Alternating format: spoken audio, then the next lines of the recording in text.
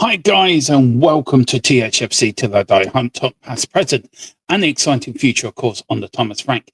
And this is the favourite part of the show. This is what I love talking about. Tottenham history, years gone by, and looking at past history, past glories, as we look back through rolling back the years through Tottenham versus Everton, Everton versus Tottenham, the history, the things that link both clubs together, the first time we both played them, the longest games without a win against Everton, the longest wins without a defeat against Everton as well. And who in Premier League history has got the most goals in Premier League history versus Everton? So we've got a lot to get through. And that's a new show I'm doing. So before every Premier League game, they will be rolling back the years. Now, there may be, um, I may do ones for the League Cup as well, the FA Cup as well. So do watch out for that. Just said that. Sorry, just trying to do something. Sorry about that. But yeah, let's go on with it. Let's crack on with it, and let's go back through the years, and let's go on a little journey between Tottenham versus Everton, the history, and why it's made it the game. One of my favourite games. I love going up to Everton. I love the game. I love the history behind the game. So it's one of my favourite games of the year. So let's go on with it. Right, the earliest connection between us and Everton was Frank Brattel, who arrived at Spurs in March 1898 as one of our first full-time secretary / managers.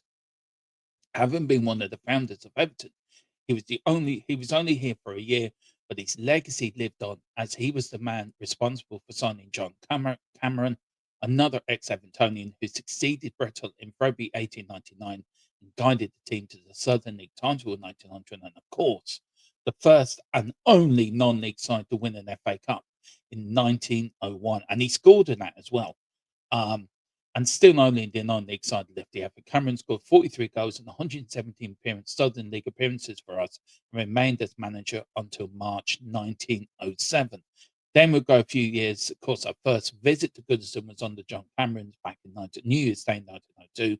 As the FA Cup holders, we were demanded to play friendly matches, and a short New Year tour was undertaken in between Southern League fixtures.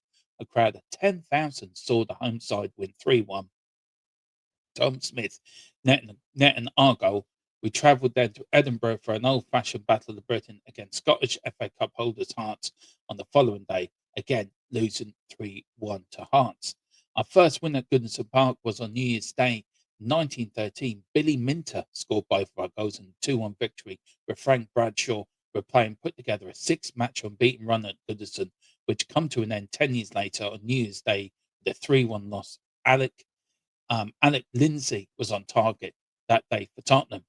Legendary and former player and double winner manager Bill Nicholson, Mr. Tottenham, earned his one and only England cap at Goodison Park against Portugal in 1951. Um, Incredibly, he celebrated his call with the opening goal inside the first 30 seconds. A goal timed by various sources at 16 seconds, some at 19 seconds. Either way, Tom and Norton holds the record for England's fastest goal, timed at 12 seconds against Belgium in 1947. And it was also against Everton that Bill Nick had his first ever game as Tottenham manager. I think we beat them 10-2 or 10-3 or some 10-5. Something rings it. I know we scored 10. I can't remember if it's 3 or 5, but let me know in the comments if you remember what that score was. I think it's around 10-2 or 10-3, if I remember. Two of our great, of course, goal scoring opened their accounts against Everton. Bobby Smith opened the scoring in a 1-1 draw in Division 1 on January 21st, 1956, the first of an impressive haul of 208 goals in 317 appearances. This is third overall in an all-time list behind the legendary Jimmy Greaves and Harry Kane.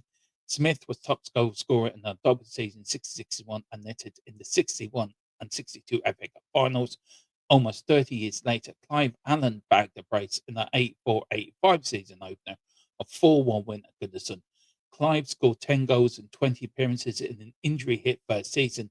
His best was the following 87, of course, when he scored a record 49 goals in all competitions, a record yet to be touched and unlikely to be toppled. Do you know what? I think if anyone's going to beat that, and I don't know if you guys would agree with me, I think it'd be Haaland. I think Haaland might have. I think if if Haaland keeps going the way he's going, I think he might crack that goal. But yeah, two big, absolute impressive. Clive Allen, he was a decent striker, Clive Allen. He was very good, but Bobby Smith, what a player he was. And of course, Jimmy Greaves, the legend that is Jimmy Greaves, and Harry Kane, who is a Spurs legend. But as I said last night, I wouldn't have him back. I think his time is done. He's had his time at Spurs. I think we need to look and move on. But no, a lot of people are going to call me dick and stupid for saying that, but that's just my opinion. And of course, our first Premier League visit to Goodison Park in the Premier League era also secured our first Premier League win at Everton famous Hove Stadium on the 10th of February 1993. Gary Mabbott opened the scoring. Kenny Sampson levelled, and little Paul Allen, hooked home the winner. Guess what? A long throw from Pat Van Den Hel. Paul Allen, part of the Allen family legacy at Tottenham. You had Pat Allen, Paul Allen, Clive Allen, and then you had Les Allen as well, who played in the double winning side of 60-61. Now, Tottenham Hotspur's Premier League top goal scorer in Premier League, of course, is just let me do something here so you can see this. We'll change it. There we go. It's 15. 15 goals. I will change it back again in a minute. It's 15 goals. Son with 7. Robbie Keane with 6. Chris Armstrong with 5. And Christian Eriksen also with 5. So let me just make myself a little bit more bigger. There we go. Sorry about that. So you can see the goals, and I think it was important to see that. Also, our longest without a win versus Everton started on the 3rd of November 1973, and it ran all the way to 24th of November 1979. We didn't win any games in that period. We drew 7 and lost 4. Our longest without a loss versus Everton ran from 7th of April 2013, ran to the 6th of July 2020. Now, why it's the 6th of July 2020, you're asking? Well, it was around when the pandemic on and when they were playing the Premier League in the summer. So we had 8 wins, 7 draws, and no defeats in that run. And that's sort of it, guys. That's sort of a look back through the Tottenham and Everton history through the years at Everton. Look, we've had many bouts with Everton. We ran close to them in the league in 1985, where they came to us and it beat us to really end our championship challenge of that year. But Everton is a good place. We'll go to the Hill Dixon Stadium tomorrow and try to start off a new era of Tottenham Everton rivalry as we try to get our first win at the new stadium. First time we've been up there, so let's go up there and start it with a win. Guys, join me. I hope you enjoyed it. Please, more of these coming on. Let me know if you want me to spread this running back the years to Champions League or League Cup games as well, or FA Cup games. Let me know if you want me to go through, especially for the FA Cup. Would you like an FA Cup sort of history with Tottenham? Let me know running back the years. Let me know if you want me to spring this out to players as well. And also members, this is your chance to get on. I want to bring members on for running back the years and get your thoughts on Tottenham through the years and why you become a Spurs fan. So if you are a member, this is for you. So guys, do like, do subscribe, keep it going. Well, thank you very much for watching. The next one will be for Chelsea next Saturday, next Friday. So do watch for that. Whatever you do, like and subscribe. Come on, you Spurs. Big Thomas Frank we trust. We never stop.